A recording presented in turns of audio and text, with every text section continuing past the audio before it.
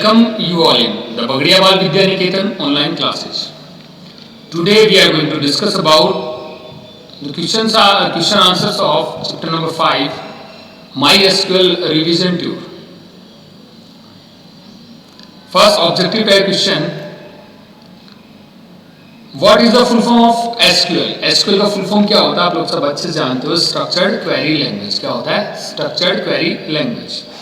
Next is what is the full form of DDL? DDL का full form क्या होता है? Data Definition Language. क्या होता है? Data Definition Language. Next is what does DML stands for? DML stands for Data Manipulation Language. Next is which is the subset of SQL command used to manipulate database structure including table. It means जो database के structure में change करता है. तो देखिए जहाँ पे भी अपन ने बात की structure के बारे में, वहाँ पे अपन ने क्या यूज किया? DDL का यूज किया. क्या किया? DDL. Because जो आपका DML है वो डेटा के ऊपर काम करता है, DDL है वो structure पे काम करता है, और TCL है वो किस पर काम करता है? Transaction control. Next, which of the following sub-language of SQL is used to define the structure of a relation, a deleting relation and relating schemas? एक ऐसा जो SQL सब-लैंग्वेज जो रिलेशन को बनाता है, उसको डिलीट करता है और उसके स्कीमा के ऊपर काम करता है, उसके स्ट्रक्चर पे काम करता है, तो वो क्या होता है आपका? DDL, data definition language. Next is which of the following sub-language of SQL is used to query information from the database and insert tuple into delete tuple from and modify tuple in the database. अब देखिए यहाँ पे क्या बोल रहा है कि tuples को मॉडिफाई करना है, उसको टपल्स को इंसर्ट करना है, उसको डिलीट करना है, उसको मॉडिफाई करना है. तो जहाँ पे बात आती है टपल्स की, इट मीन्स कोई ना कोई रिकॉर्ड इंसर्ट हो रहा है, कोई ना कोई रिकॉर्ड अपडेट हो रहा है, कोई ना कोई रिकॉर्ड क्या हो रहा है? डिलीट हो रहा है. तो वहां पे किस पे काम हो रहा है? डेटा के ऊपर काम हो रहा है. तो यहाँ पे आंसर क्या होगा? DML. क्या होगा? DML.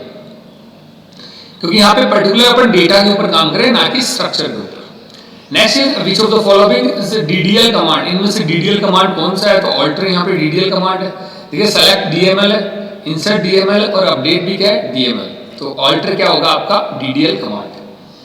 Next, which of the following keywords will you use in the following query to display the unique value of column depth name? अब देखिए क्या बोल रहा है कि आपको यूनिक वैल्यू डेप्थ नेम से ओनली यूनिक वैल्यू लेनी है. अगर जहां पे बात आती है ओनली यूनिक वैल्यू की, तो वहां पे अपन कीवर्ड काम लेते हैं क्या? डिस्टिंक्ट. क्या लेते हैं? Distinct. Next is which of the following keyword will you use in the following query to display all the values of the column depth name?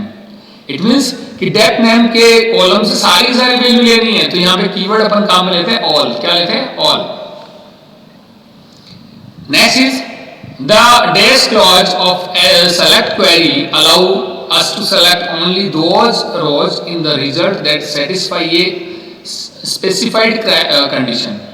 कि अगर आपको डिस्प्ले करना है डेटा को, सेलेक्ट करना है, सेलेक्ट मतलब डिस्प्ले, तो डिस्प्ले करना है और अपन को क्या करना है? जो कंडीशन को सेटिस्फाई करे उसको ही अपन को क्या करना है? डिस्प्ले करना है. तो वहां पे अपन किस क्लॉज का यूज करेंगे? तो किसका करेंगे अपन? वेयर का. देखिए अपन कोई भी कंडीशन बनाते हैं, like select star from, like table name हो, लाइक जिम हो, तो select star from gym. Then उसके बाद में अपन कौन सा कीवर्ड काम लेते हैं? वेयर. उसके आगे अपन कंडीशन लगाते हैं. तो वेयर क्लोज का यूज अपन किस लिए करते हैं? कंडीशन के लिए करते हैं. Next, consider the following query. इसको कंसीडर करना है. Select name from class where subject null. अब डेज के बीच में क्या लगा है? तो देखिए नल जब भी आता है यहाँ पे इक्वल साइन कभी नहीं आता. नल के साथ हमेशा या तो आता है इज कीवर्ड या फिर आता है इज नॉट. तो यहाँ पे आंसर क्या होगा? इज और इज नॉट. ओके, ध्यान रखना है जो नल के साथ कभी भी इक्वल साइन नहीं आता है. तो यहाँ पे क्या होगा? सब्जेक्ट इज नल या फिर सब्जेक्ट इज नॉट नल. ये कब अपन काम में लेते हैं? जब आपके कॉलम के अंदर कोई नल वैल्यू और अपन को उसके अकॉर्डिंग डेटा को क्या करना हो? डिस्प्ले करना हो. Next is in the SQL which command is used to select only one copy of each set of duplicate rows. Again वही बात है, डुप्लीकेट रोज है और उसमें से अपन को एक ही सेट लेना है, तो अपन क्या करेंगे? Select distinct. क्या करेंगे? Select distinct. Next is Which of the following types of table constant will prevent the entry of duplicate rows? देखिए क्या कह रहा है कि आप एंट्री कर रहे हो पर इसमें डुप्लीकेट एंट्री नहीं होने देगा। तो कौन सा नहीं होने देगा? यूनिक कांस्टेंट नहीं होने देगा। यूनिक कांस्टेंट क्या कहता है कि आप ये इंश्योर करता है कि कोई भी डुप्लीकेट एंट्री है वो आपकी जिस भी टेबल कॉलम के ऊपर ये अप्लाई कर रखा है तो उसमें कोई भी डुप्लीकेट एंट्री नहीं होगी। तो जनरली तो इसका आंसर क्या होता है? यूनिक होता है। पर आपको ध्यान रखना है कि जहां पे प्राइमरी की आता है तो प्राइमरी की भी आपके जो कॉलम है उसके अंदर है डुप्लीकेट एंट्री नहीं होने देगा। ठीक है, पर प्राइमरी की का डेफिनेशन थोड़ा सा अलग हो जाता है कि यूनिक प्लस नॉट नल। अभी आपको जनरली क्वेश्चन पूछा है कि भाई डुप्लीकेट एंट्री है कौन सा नहीं होने देगा, तो वो कौन सा नहीं होने देगा? Unique. Okay, next fill in the blanks. The SQL keyword is used to specify the table that contain the data to be retrieved। कि SQL कमांड जो कमांड है कीवर्ड है उससे SQL कमांड के अंदर कौन सा कीवर्ड है जिससे डेटा को अपन क्या कर सकते हैं? रिट्राइव कर सकते हैं। तो अपन यहाँ पे काम लेते हैं फ्रॉम। क्या लेते हैं? From. Okay, next is to remove duplicate rows. Again वही बात आ गई, रिजल्ट ऑफ क्वेरी। अब रिजल्ट देखना है उसमें से डुप्लीकेट जो रोज है उसको रिमूव करना है तो अपन क्या काम में लेते हैं? डिस्टिंक्ट काम में लेते हैं। क्या काम में लेते हैं? Distinct. Next is to obtain all column. अगर ऑल कॉलम आपको शो करने हैं तो अपन क्या करते हैं? स्टार का साइन का यूज करते हैं। इसको कहते हैं अपन एस्टेरिस्क साइन। क्या कहते हैं? Asterisk sign. Next is SQL clause contain the condition. अब कंडीशन कौन सा करता है? वेयर क्लोज करता है। वेयर क्लोज के साथ अपन कंडीशन यूज करते हैं। Next is when two condition must both be true. ध्यान रखना दोनों कंडीशन ट्रू चाहिए for the rows to be selected. जो भी आपने रो सेलेक्ट किए उसके साथ बहुत कंडीशन आपको ट्रू चाहिए। तो अपन किसका यूज करें? तो अपन यूज करते हैं भैया एंड का। किसका करते हैं? एंड का। एंड क्या करता है? बहुत कंडीशन ट्रू होनी चाहिए। और क्या कहता है? कम से कम एक ट्रू होनी चाहिए। ठीक है, तो एंड का यूज अपन किस लिए करेंगे? जब बहुत कंडीशन ट्रू होगी इसका। Next is to refer a set of values needed for a condition we can use SQL operator.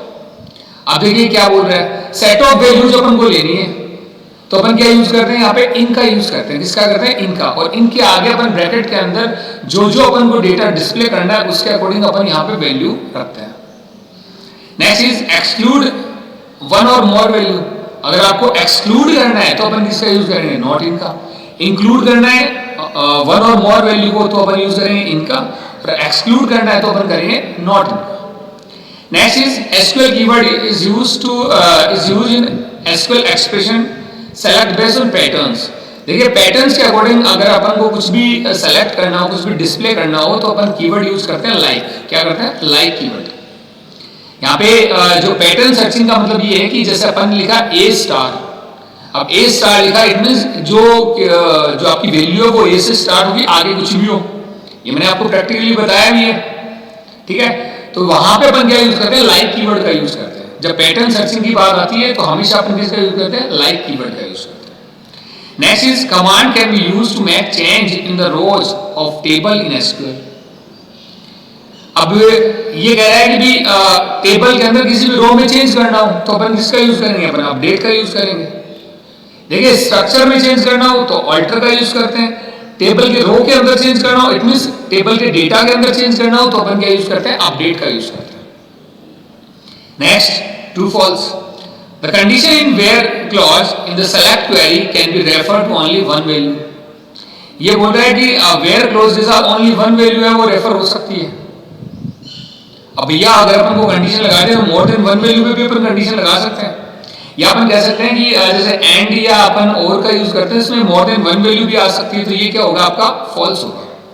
Next is SQL provide as keyword which can be used to assign meaningful column name to the result of queries using the SQL built-in functions। अब देखिए यहाँ पे as keyword का use क्यों करते हैं? देखिए generally क्या कहते हैं कि as कीवर्ड का यूज तब करते हैं जब अपन को किसी पर्टिकुलर टेबल का नेम चेंज करना हो या फिर अपन को क्या करना हो? कॉलम का नेम चेंज करना हो तो अपन क्या यूज करते हैं? as कीवर्ड का यूज करते हैं। ठीक है, यहाँ पे आंसर इसका क्या होगा? True. Next is SQL is a programming language. SQL programming language नहीं है। एसक्यूएल को अपन प्रोग्रामिंग लैंग्वेज नहीं कहेंगे, इसे अपन क्या कहेंगे? क्वेरी लैंग्वेज कहेंगे। क्या कहेंगे? Query language. तो यहाँ आंसर क्या होगा? False. Next select distinct is used if a user wishes to see duplicate column in a query. अब डुप्लीकेट कॉलम अपन को देखना हो तो अपन डिस्टिंक्ट का यूज थोड़ा करेंगे, डिस्टिंक्ट तो डुप्लीकेट जो एंट्री उसको रिमूव करता है, तो आंसर क्या होगा? False. Next, data manipulation language DML command are use to define a database including creating, altering, dropping table. अब अगर टेबल को ड्रॉप करना है, क्रिएट करना है, तो अपन किसका यूज करते हैं? DDL का यूज करते हैं, DML का यूज नहीं करते हैं। DML तो हमेशा किस पे काम आता है? डेटा के ऊपर काम में आता है। यहाँ पे बात हो रही है किसकी? स्ट्रक्चर की। तो स्ट्रक्चर के लिए हमेशा क्या यूज होता है? DDL। तो ये भी क्या होगा? फॉल्स।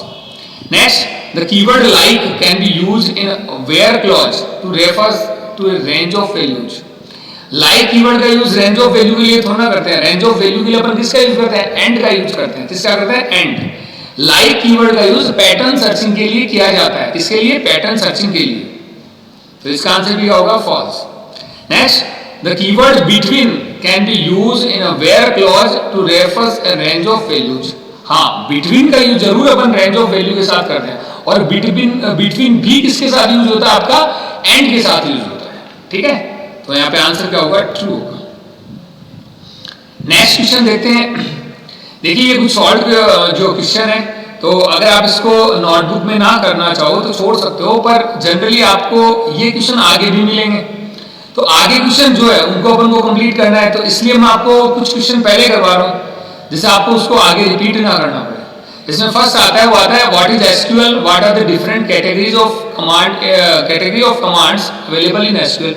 एसक्यूएल क्या है और उसको क्लासिफाई किसमें किया गया है?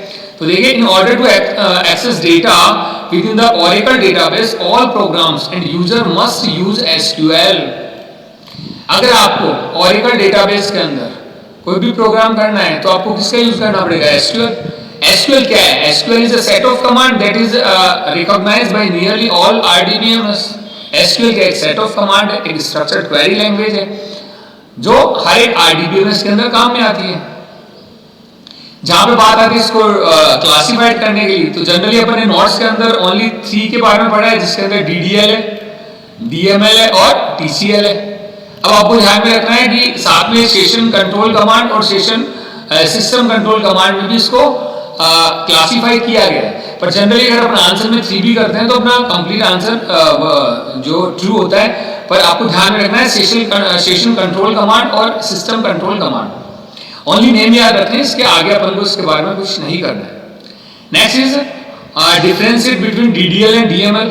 जैसा कि मैंने आपको पहले बताया, DDL वर्क ऑन स्ट्रक्चर और DML वर्क ऑन डेटा। वही बात यहाँ पे आती है।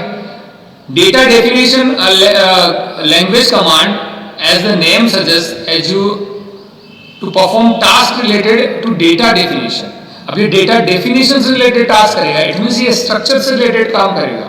और जहां पे बात आती है किसकी? DML की, तो data manipulation language command as the name suggest are used to manipulate data. इसका यूज किस लिए किया जाता है? डेटा को मैनिपुलेट करने के लिए। तो DML work on data and DDL work on structure. Okay, next ये कहता है कि give some example of DML। DML के एग्जांपल देने हैं तो अपन ये कह सकते हैं इंसर्ट है, अपडेट है, सेलेक्ट है, डिलीट है। वो किसके एग्जांपल आपके? DML के। नेक्स्ट आपका आता है what is the difference between char and varchar. ये अपन नोट्स में कर चुके हैं, मैं आपको बता चुका हूं। Char work on fix length, char हमेशा फिक्स लेंथ पे काम करता है। Varchar work on variable length, ये किस पे काम करता है? वेरिएबल लेंथ पे काम करता है। ओके, नेक्स्ट आपका है डेटा टाइप क्या होता है। ये भी अपन नोट्स के अंदर कर चुके हैं। Data type is defined as a set of values along with the operation that can be perform on those values. It means data type क्या है? डेटा टाइप अपन ये कह सकते हैं कि जब भी अपन को किसी सेट ऑफ वैल्यूज पे कोई ऑपरेशन परफॉर्म करना हो तो अपन किसको काम में लेते हैं? डेटा टाइप को काम में लेते हैं। और डेटा टाइप क्या कहता है? ये बताता है कि आपकी जो डेटा है वो किस टाइप का है। अब इसका एग्जांपल है integer, float, varchar, char, string, ये आते हैं आपके। ठीक है, नेक्स्ट अपन बात करते हैं कुछ कीज के बारे में। तो ये पूछा है कैंडिडेट, प्राइमरी और फॉरेन की क्या होती है। तो देखिए, कैंडिडेट की क्या होती है? जनरली अपन कहते हैं कि जो की है वो प्राइमरी बनने के लिए इलिजिबल है, जो की प्राइमरी बनने के लिए इलिजिबल है वो आपकी कैंडिडेट की है। इसका मैंने एग्जाम्पल भी आपको दिया होगा कि लाइक अगर अपन ये कह सकते हैं कि इलेक्शन हो रहे हैं, अब इलेक्शन हो रहे हैं तो इलेक्शन के अंदर जो जो पार्टिसिपेट कर रहे हैं, जो जो आपके जो उम्मीदवार हैं जो पार्टिसिपेट कर रहे हैं, वो अगर इलिजिबल है सारे, देन वो क्या है कैंडिडेट की, उनमें से कोई ना कोई विनर हो जाता है, देन वो क्या हो जाता है प्राइमरी की, और जो बाकी बच जाते हैं उससे अपन क्या कहते हैं अल्टरनेट की, क्या कहते हैं अल्टरनेट की। तो देखिए candidate key, it refers to any column attribute that can uniquely identify record in a table, जो कर सकते हैं यूनिकली आइडेंटिफाई, ठीक है। प्राइमरी की क्या, जो करते हैं, ठीक है। तो it refers to designated attribute column that uniquely identify a record in the table, it is one of the candidate key, ये अपने आप में क्या होगा, एक कैंडिडेट की ही होगी, क्योंकि ये तो कर रहे हैं, बाकी कैंडिडेट की कर सकते हैं। नेक्स्ट इज फॉरेन की, देखिए आपका प्राइमरी की और फॉरेन की आपके एग्जाम में जरूर पूछा जाता है, तो आपको ये ध्यान रखना है। फॉरेन की is an attribute in a table which is the primary की इन लिंक टेबल, ठीक है। इट मींस जो प्राइमरी की से लिंक करता है, ठीक है, वो आपका क्या होगा, फॉरेन की होगा, वो एट्रीब्यूट क्या होगा, फॉरेन की होगा। एट्रीब्यूट किसको कहते हैं, अपन कॉलम को कहते हैं। तो कोई भी कॉलम अगर प्राइमरी की जो की वाली टेबल है उससे रिलेट करता है, उससे लिंक होता है, देन उसे अपन क्या कहते हैं, फॉरेन की। नेक्स्ट एक एग्जांपल बता रखे, क्या बता रखे, सबसे पहले इसने प्राइमरी की बनाया किसको, जीएनओ आइटम से, उसके अंदर जीएनओ जो एट्रीब्यूट है या कॉलम, उसको उसने क्या बनाया, प्राइमरी की बनाया। अब इसको प्राइमरी की क्यों बनाया, क्योंकि इसमें डेटा रिपीट नहीं हो रहा है, साथ ही साथ इसमें नल वैल्यू भी नहीं है, तो ये प्राइमरी बन सकता है, डेटा को यूनिकली आइडेंटिफाई कर सकता है। पर अगर मैं कहूं कि कैंडिडेट की कौन कौन से हैं इस टेबल के अंदर, तो जीएनओ भी कैंडिडेट की है और टाइप भी कैंडिडेट की है, बिकॉज इसके अंदर भी डेटा है, वो क्या नहीं हो रहा, रिपीट नहीं हो रहा, इसमें भी क्या नहीं है, नल नहीं है, ठीक है। तो ये जनरली कहने का मतलब ये है कि कैंडिडेट की जो डेटा को यूनिकली आइडेंटिफाई कर पाए, और जो करती है, जो अपन ने सेलेक्ट किया, वो क्या हो जाएगी, प्राइमरी की। अब अपन बात करें फॉरेन की क्या होती है, तो देखिए अगर एक टेबल है आइटम, सेकंड टेबल है सेल्स, तो फॉरेन की क्या होगी, देखिए यहाँ पे जीएनओ के अंदर कुछ वैल्यू है, G1 G2 G3 G4, और दूसरी टेबल के अंदर भी ये वैल्यू है G1 G3, तो कहीं ना कहीं जो जीएनओ है वो आपका लिंक किससे कर रहा है, इससे कर रहा है। इट मींस ये आपकी क्या हो गई, प्राइमरी की वाली टेबल, तो नेक्स्ट टेबल क्या होगी, फॉरेन की वाली टेबल। तो ये जो एट्रीब्यूट होगा, ये जो कॉलम होगा, वो क्या होगा आपका फॉरेन की, क्योंकि ये किससे लिंक है, आपका जीएनओ से लिंक है, किससे, जीएनओ से लिंक है। ओके, नेक्स्ट क्वेश्चन दे रखा है, example of DBMS software, DBMS software के एग्जांपल बताने, तो देखिए ओरेकल है, एसक्यूएल सर्वर है, माईएसक्यूएल है, ये एग्जांपल्स है। What is mean by null value in MySQL, ये अपन पहले आपके नोट्स के अंदर कर चुके हैं। नल वैल्यू का मतलब क्या होगा, empty value, lack of value.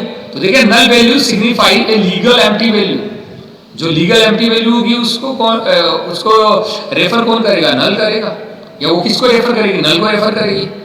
Next देखिए, table club has 4 rows and 3 column. देखिए क्वेश्चन को समझिएगा, जो एक टेबल है जिसका नाम है क्लब, उसमें 4 रोज और 3 कॉलम्स है। एक टेबल है मेंबर जिसके अंदर 2 रोज है और 5 कॉलम्स है। What will be the cardinality of Cartesian product of them? ये पूछा है इसकी कार्डिनलिटी क्या होगी। देखिए दो वर्ड आते हैं आपके, एक तो आता है कार्डिनलिटी और एक आता है आपके डिग्री। जहां पे बात आती है डिग्री की, वहां पे अपन को ध्यान में रखना है कि नंबर ऑफ कॉलम कितने होते हैं, और जहां पे बात आती है कार्डिनलिटी की, वहां पे ध्यान में रखनी है कि नंबर ऑफ रोज कितनी होती है, ये आपको ध्यान में रखना है। अब बात को समझिए, यहाँ पे ये क्या पूछ रहा है, टेबल अगर मैं सिंगल टेबल से पूछता हूं, अगर मैं ओनली आपसे पूछता कि क्लब टेबल है उसके अंदर डिग्री और कार्डिनलिटी क्या है, तो आप ये बताओगे कि भाई कार्डिनलिटी तो क्या होती है, रोज होती है, तो वो तो होगी 4, और डिग्री क्या होते हैं, कॉलम होते हैं, तो कॉलम कितने हो गए 3। अगर आपसे डिग्री पूछा जाए तो आप क्या कहोगे, डिग्री का मतलब क्या होगा, डिग्री का मतलब भाई कार्डिनलिटी का मतलब तो क्या हो जाता है रोज, तो कार्डिनलिटी तो जाएगी 4, और डिग्री का मतलब क्या हो जाएगा कॉलम। पर टेबल मोर देन 1 है, तो आपको इतना ध्यान में रखना है कि यहाँ पे आपको डिग्री और कार्डिनलिटी बतानी है। इट मींस आपको क्या करना है, रोज को तो क्या करना है, मल्टीप्लाई करना है, और कॉलम को ऐड कर देना है। रोज को मल्टीप्लाई करना है और कॉलम को ऐड कर देना है। तो देखिए सबसे पहले रोज की बात करें, फर्स्ट टेबल के अंदर 4 रोज है, सेकेंड टेबल के अंदर 2 रोज है, तो दोनों को क्या करेंगे अपन, मल्टीप्लाई करेंगे।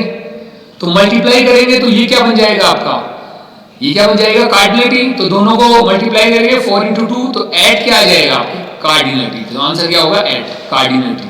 अगर आपसे इसकी डिग्री पूछी जाती है तो आप कॉलम को ऐड करेंगे, तो कॉलम भी कितने होते हैं, कॉलम 3 और 5। तो देखिए रो को तो मल्टीप्लाई कर रहे हैं अपन और कॉलम को क्या कर रहे हैं, ऐड। तो यहाँ पे भी आंसर क्या आता, ऐड आता। पर ध्यान में रखना है कार्डिनलिटी मतलब क्या होता है यहाँ पे, रोज, और डिग्री का मतलब यहाँ पे क्या होता है, कॉलम। कॉलम हमेशा क्या होते हैं, प्लस होते हैं, और जो आपके रोज हमेशा क्या होती है, मल्टीप्लाई होती है। Okay, next question, in SQL write a query to display list of table stored in the database. अगर आपको डेटाबेस के अंदर जितने भी टेबल्स हैं उनको देखना है तो अपन क्या करेंगे, शो टेबल्स का यूज करते हैं।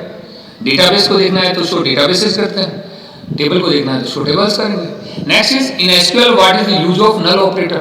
नल ऑपरेटर का यूज क्या होता है, देखिए वैल्यू अलग है, ऑपरेटर अलग है। To check the column has null value, ये क्या करता है, नल ऑपरेटर चेक करता है आपके कॉलम के अंदर कोई नल वैल्यू है या नहीं है।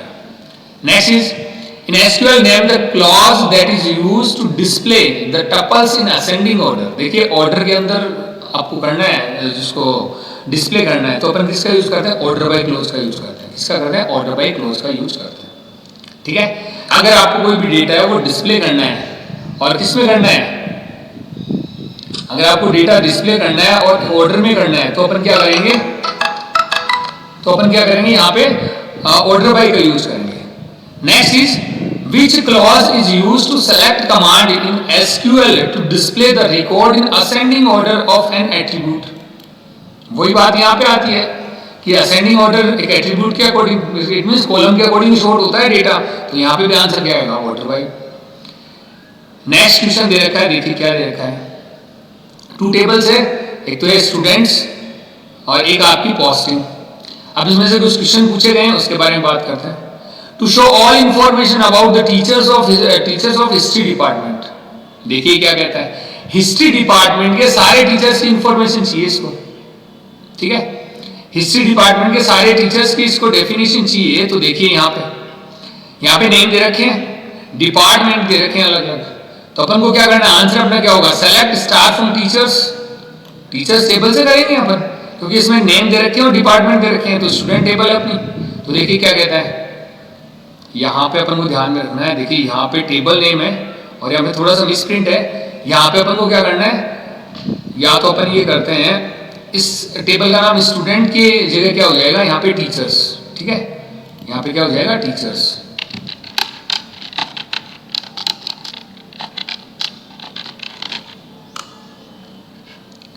स्टूडेंट की जगह यहाँ पे क्या हो जाएगा, टीचर्स हो जाएगा। तो आपको ये ध्यान में रखना है, देखिए यहां पर आपको स्टूडेंट की जगह क्या करना है, टीचर्स करना है। क्या करना है, टीचर्स। ये आपको ध्यान में रखना है। अब अगर इस टेबल का नाम टीचर्स हो तो अपन क्या कर सकते हैं, तो देखिए क्या कह रहा है, ये सारी इंफॉर्मेशन चाहिए टीचर्स की, तो क्या करेंगे, select star from teachers, table का नाम, वेयर डिपार्टमेंट इज हिस्ट्री।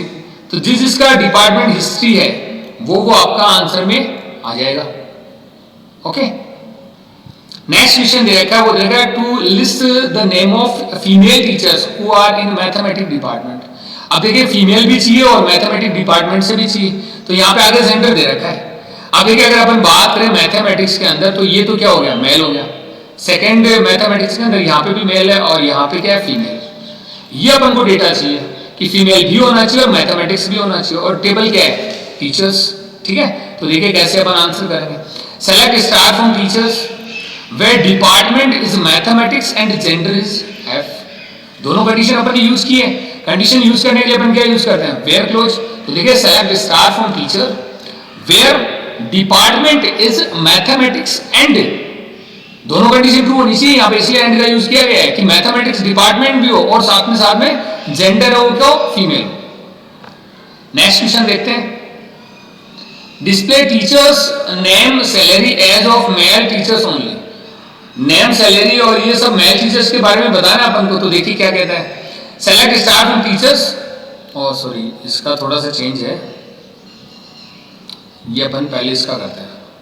ये क्वेश्चन आ गया third, to list the name of all teachers with their date of joining in ascending order. सारे टीचर्स की लिस्ट चाहिए और डेट ऑफ ज्वाइनिंग के अकॉर्डिंग और असेंडिंग ऑर्डर में। ओके, तो यहाँ पे कंडीशन क्या बनेगी कि असेंडिंग ऑर्डर में भी चाहिए, इट मींस ऑर्डर बाय का भी यूज करेंगे और डेट ऑफ ज्वाइनिंग के अकॉर्डिंग भी। ठीक है, तो देखिए क्या है, select star from teachers order by date of joining, सीधा सा आंसर हो गया, order by date of joining. तो ये इसको असेंडिंग ऑर्डर में कर देगा। अगर आपको डिसेंडिंग ऑर्डर में यूज करना है तो आपको इसमें लास्ट में कीवर्ड यूज करना होगा DESC। क्या यूज करना होगा? DESC। Next, to display teachers name salary age for male teacher only. आपको नेम सैलरी एज का इसका डिस्प्ले करना है पर ओनली मेल टीचर्स का। तो देखिए, select name salary age from teachers where gender is male. जिसका जेंडर मेल हो उसकी टीचर्स की नेम सैलरी और एज प्रिंट करना है, कोई दिक्कत नहीं है। नेक्स्ट क्वेश्चन आता है, to display name bonus for each teachers where bonus is 10% of salary. अब देखिए ये क्या है, बोनस अपने पास यहाँ पे कोई कॉलम नहीं है। देखिए आप यहाँ पे कोई भी बोनस का कॉलम नहीं है, पर आपको बोनस शो करना है। अब मैंने आपको बताया था कि एज कीवर्ड का यूज किस लिए करते हैं, किसी पर्टिकुलर कॉलम को रीनेम करने के लिए, या कॉलम को अगर आपको शो भी करना है तो भी अपन कर सकते हैं। ठीक है, तो देखिए क्या है, अब आपको बोनस तो शो करना है पर आपको क्या करना है, इसका 10% है सैलरी का, इट मीन सैलरी वाला जो कॉलम है उसका 10% कैलकुलेट करना है। तो देखिए कैसे करेंगे, सेलेक्ट नेम, सबसे पहले नेम, ये बोल रहे क्या, आपको ये बोल रहे नेम दिखाना है, आपको बोनस दिखाना है। तो नेम हो गया, साथ में बोनस क्या निकालेंगे, सैलरी इंटू 0.1, तो 10% हो गया। तो name comma salary into 0.1 as bonus. As bonus करते क्या होगा कि जो आपका सैलरी इंटू 0.1 है वो जो कॉलम बनेगा उसका नेम क्या हो जाएगा, बोनस हो जाएगा, और फ्रॉम क्या हो जाएगा, टीचर। तो टीचर्स टेबल से आ जाएगा। तो कहने का मतलब आंसर अपन क्या कर रहे हैं, आंसर अपन 2 कॉलम भी कर रहे हैं, कौन कौन से, नेम और बोनस। बोनस कैसे निकलेगा, सैलरी का 10%, तो name comma salary into 0.1 as bonus. As bonus क्या करेगा, इसका नेम चेंज कर देगा, और फ्रॉम क्या हो जाएगा, टीचर्स। ठीक है, तो ये आपका क्या हो गया, क्वेश्चन आंसर हो गया। अब देखिए कुछ क्वेश्चन आंसर मैंने आज बताए, इनको सबको आपको क्या करना है, अपनी नोटबुक के अंदर कंप्लीट करना है। ठीक है, हाँ, अगर आप ओनली ये जो मल्टीपल चॉइस वगैरह है इनको आप अपनी बुक के अंदर भी जो टिक कर सकते हैं, पर जो बाकी क्वेश्चन मैंने आपको बताए इनको आपको सभी को क्या करना है, नोटबुक के अंदर कंप्लीट करना है। सॉल्व प्रॉब्लम जो भी है इसमें फर्स्ट से लेकर जो भी मैंने लास्ट तक बताया है उनको सबको आपको किसमें करना है, अपनी नोटबुक के अंदर कंप्लीट करना है। ओके, ये PDF में आपको सेंड कर रहा हूँ, उसके अकॉर्डिंग आप है वो वर्क अपना कंप्लीट कीजिएगा। Okay, thank you.